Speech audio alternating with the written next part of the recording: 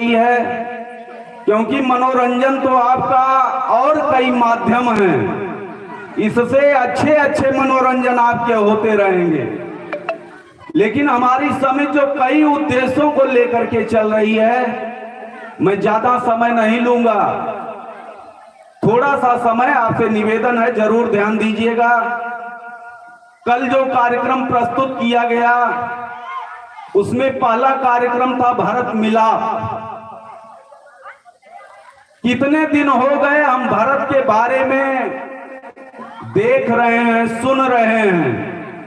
आखिर भारत में ऐसा कौन सा गुण था जिसके कारण वो आज भी याद किए जाते हैं।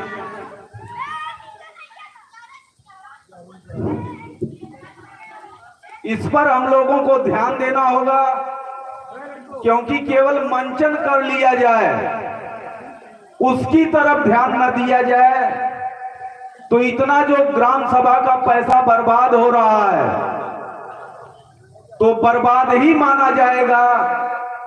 अगर हमारे जो सम्मानित लोग हैं या आने वाली पीढ़ी है, चाहे माताएं बहनें हैं, भारत के अंदर एक गुण है जो त्याग का गुण है, वह त्याग का गुण ना होता तो आज ना तो हम भारत की लीला करते और ना तो भारत के बारे में जानते, क्योंकि ना जाने कितने राजा हुए, आए और चले गए।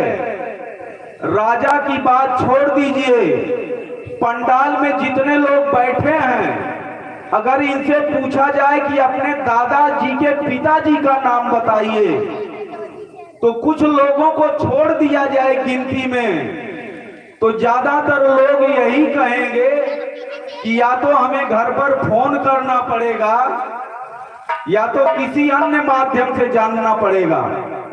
लेकिन भारत के अंदर वह त्याग का ही गुण था, जिसके कारण कितना लंबा समय हो जाने के बाद भी आज भारत की लीला मंचित की जा रही है, लोगों को दिखाई जा रही है, बच्चों को पढ़ाया जा रहा है।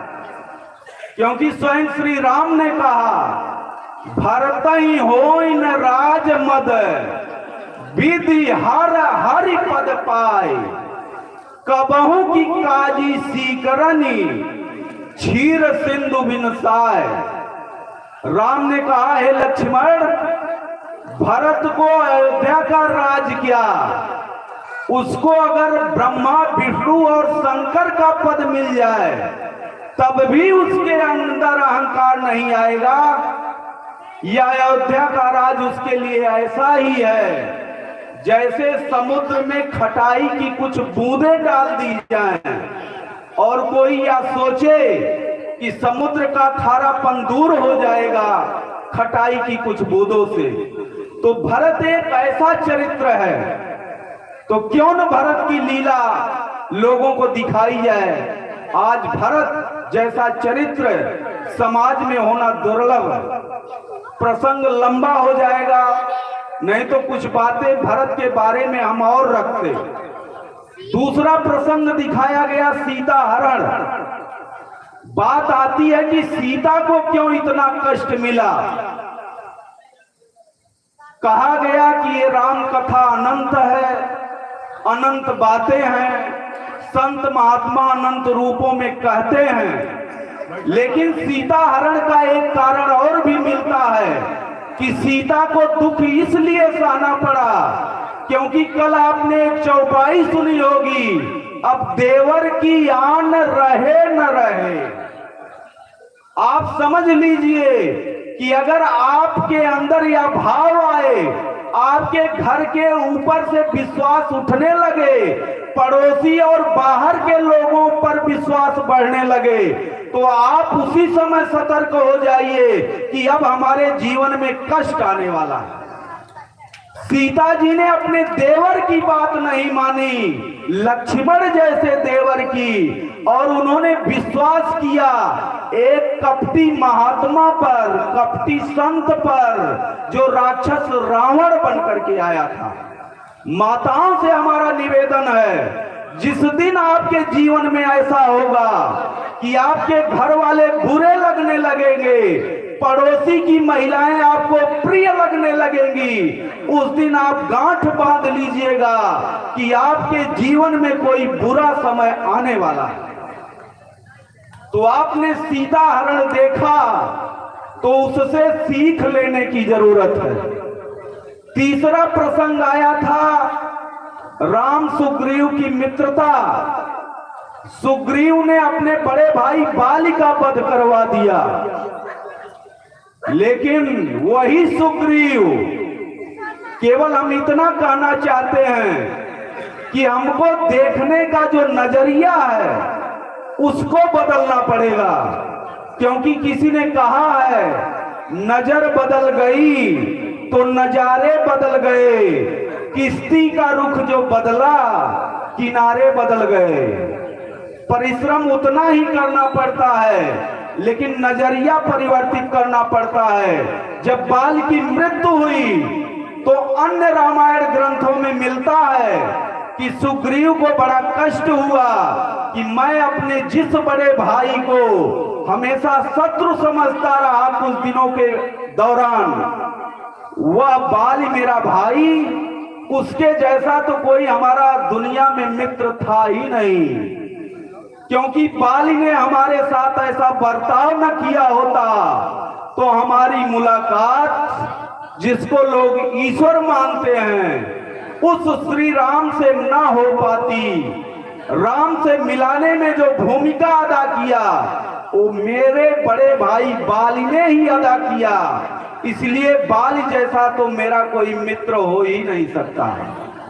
तो आप सभी से निवेदन है, जो भी प्रसंग आपको दिखाए जा रहे हैं उस पर आपकी एक पैनी नजर होनी चाहिए, गहरी नजर होनी चाहिए, तभी हमारी समिति का जो उद्देश्य है वही पूरा हो सकता है। अन्यथा जो भी धन, चाहे वो ग्राम सभा वासियों का हो चाहे क्षेत्र वासियों का हो, वो निरर्थक चला जाएगा। क्योंकि हम लोगों का उद्देश्य केवल मनोरंजन नहीं है। कई प्रकार के श्रोता होते हैं, वो श्रोता सोता न बन जाएं, इसलिए आपके बीच में कुछ मनोरंजन परक कार्यक्रम भी प्रस्तुत करना पड़ता है। अंत में आप सभी लोगों से निवेदन है कि अनुशासन में रह करके इन कार्यक्रमों का भरपूर आनंद लें। लेकिन फिर मैं कहूंगा, ये रामायण एक ऐसा महाकाव्य है जो परिवार के संबंधों को बनाता है, राजनीतिक संबंधों को बनाता है, सामाजिक संबंधों को बनाता है, देश के संबंधों को बनाता है। या कोई मामूली महाकाव्य नहीं है। इसको केवल पूजने की जरूरत नहीं है, बल्कि जीवन में एक एक अंश उतारने की जरूरत है। क्योंकि भरत को जब हम सुनेंगे कि अयोध्या जैसा राज्य त्यागने के बाद पूरा संसार आज भी याद कर रहा है, तो निश्चित रूप से हमारे जीवन में आएगा कि मैं अपने भाई से मेड़ की लड़ाई लड़ रहा हूं, मैं कहां जाऊंगा, क्या लोग मुझको याद करेंगे कि नहीं करेंगे। क्योंकि आपको एक परिवर्तन करना है। जब आपका जन्म हुआ था तो आप रो रहे थे, संसार के लोग, घर वाले खुशियां मना रहे थे। अब परिवर्तन इतना करना है कि अंतिम समय में जब हम आप जाएं तो मुस्कुराते हुए जाएं और परिवार और समाज के लोग रोएं कि आज समाज से एक अच्छा व्यक्ति चला गया जिसको समाज की आवश्यकता थी। तो आप लोगों ने ध्यान से सुना, कहीं न कहीं कुछ बातें बिना संगीत के अधूरी रह जाती हैं, तो क्षमा चाहते हुए बहुत बहुत धन्यवाद। और इसी तरह से आप लोग कार्यक्रम के अंत तक अपनी संख्या बनाए रहेंगे। बहुत बहुत धन्यवाद।